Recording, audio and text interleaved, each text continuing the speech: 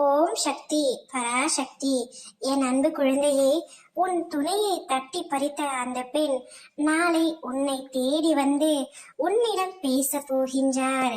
என்னிடம் என்னம்மா பேசுவதற்கு இருக்கின்றது என்றுதானே கேட்கின்றாய்? நான் உனக்கு முன்கூட்டியே எச்சரிக்கின்றேன். அந்த பெண் உன்னிடம் வந்து என்ன பேசுவாள் என்று கேட்டால் நீயே ஆத்திரமடைவாய். ஆனால் நிதானமாக பொறுமையாக யோசித்து அந்த பெண்ணிடத்தில் நீ நாளை பேச வேண்டும் என்பதற்காகவே இன்றே உனக்கு எச்சரிக்கை செய்கின்றேன்.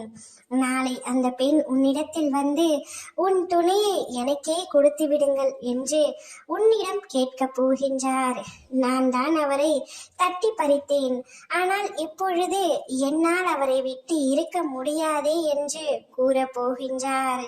அந்த வார்த்தைகளை கேட்டு உன் மனம் படுகின்ற பாடும் உன் மனதில் எடும் கோபமும் எனக்கு நன்றாக புரிகின்றது தங்கமே.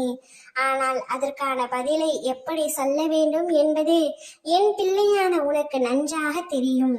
நீ உன் துணையை சற்றும் யாருக்கும் விட்டு கொடுக்க விரும்பவில்லை என்பது எனக்கு தெரியும். மனதளவில் கருத்து வேறுபாடுகள் இருந்தாலும் நீ அவரை இன்று வரை நேசித்து கொண்டுதான் இருக்கின்றாய். அவரை யாருக்காகவும் எந்த இடத்திலும் விட்டு கொடுக்க கூடாதே என்றுதான் நினைக்கின்றாய். ஆனால் அந்த பெண்மணி உன்னிடத்தில் இவ்வாறு கேட்கும் பொழுது நீ எப்படி பொறுமையாக பதில் சொல்கின்றாய் என்பதில்தான் உன்னுடைய தன்னம்பிக்கையும் தைரியமும் அடங்கியுள்ளது தங்கமே. நிதானமாக யோசித்து பதிலை சொல். ஓம் சக்தி.